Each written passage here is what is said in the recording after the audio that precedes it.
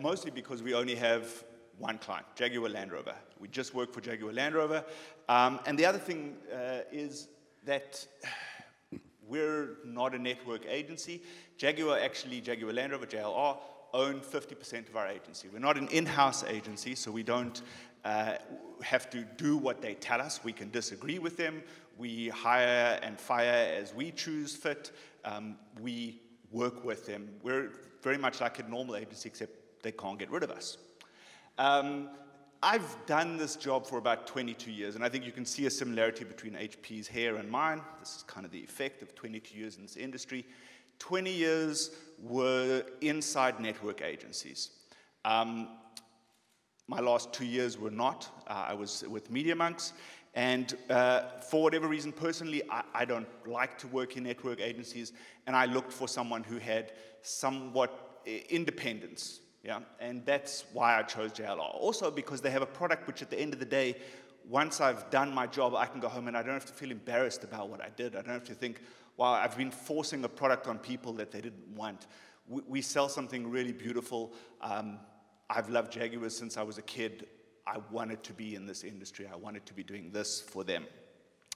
So these slides actually aren't from me, they're from my boss, and they're cool, and you can look at these, and we can talk about the business models and all of that stuff, but I don't actually think it's that awfully interesting. We have a lot of offices, we have a lot of people, we do a lot of things. But actually what I really wanted to talk to you about were the 10 things that came to my mind when HP brought this to me, which is the 10 things that I tend to tell people who work for me on and off throughout their career. So I'm going to quickly buzz through those. The first one, strive for weirdness. And a lot of these things actually will probably be a little bit obvious, and some of them are things that others will have said to you on the stage before or after me. But anyway, I'll go through them. Strive for weirdness. So often I have people come to me with ideas, and they're like, oh, look, I thought of this, and we can do this and this. And then I ask the question, do you think that's something you would click on? Is that something you would share? Is it something that's interesting to you?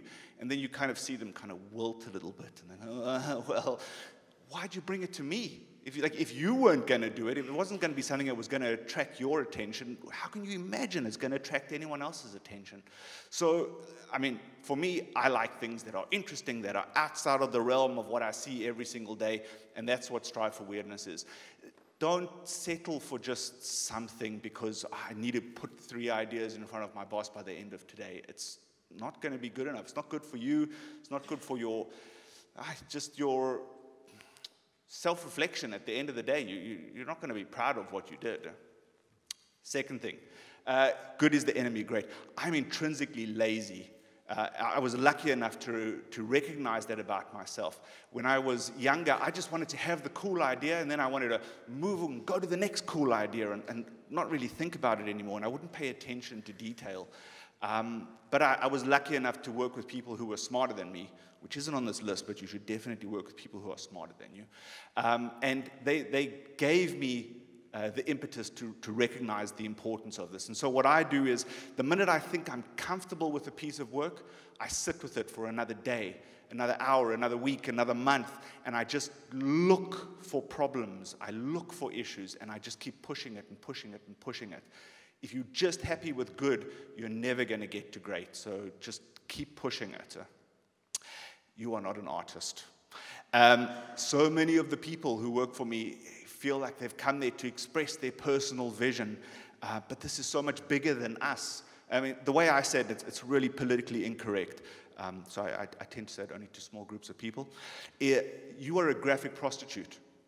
Someone walks up to you, they slap money on your table, you bend over your keyboard, and you do what they asked you. I mean, that's a very rough way to look at it, but really, you're not an artist, and you have to appreciate that.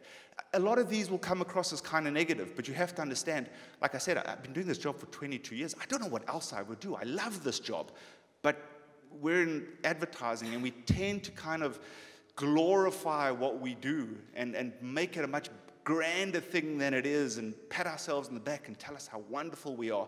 We should also be a little bit honest, I think, which is important. no disrespect to HP, but inspiration is not in an advertising digest. Yeah? If you want to see great ideas, look in an advertising digest. If you want new ideas, don't look in an advertising digest, because those are not new ideas. Those are someone else's ideas that they had already. Me, I find new ideas on Reddit. I find new ideas like in weird little spaces with weird people who do weird things that I would never have thought of, and definitely are not in advertising digest. That's why I try to find my inspiration really in the spaces where you wouldn't expect to find them. I think that's where the coolest ideas come from. Oh my God, no, quick. If you like school, you'll have work. So many assholes. It's hard. I get him. Like, wait, I get him. Your efforts will go to waste. Nobody dies, it's fine. And be empathetic, like your client needs help. And be a strategist. Thank you. Thank you very much. Thank you. Thank you very much.